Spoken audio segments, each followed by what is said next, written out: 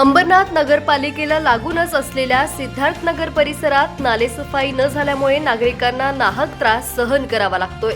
नालेसफाईची पोलखोल सिद्धार्थनगर परिसरामध्ये पहिल्याच पावसात झाली असून नागरिकांनी देखील संताप व्यक्त केलाय।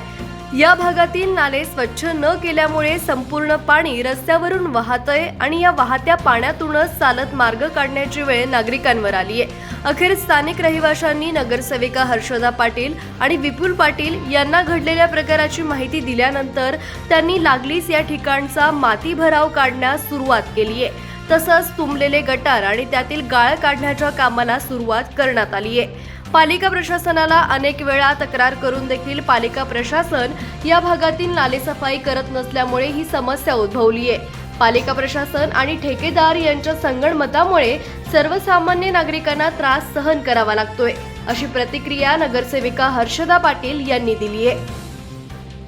सिद्धार्थनगर आणि भगतसिंग नगर हा परिसर नेहमीच पावसाळ्यात पाण्याखाली येत असतो।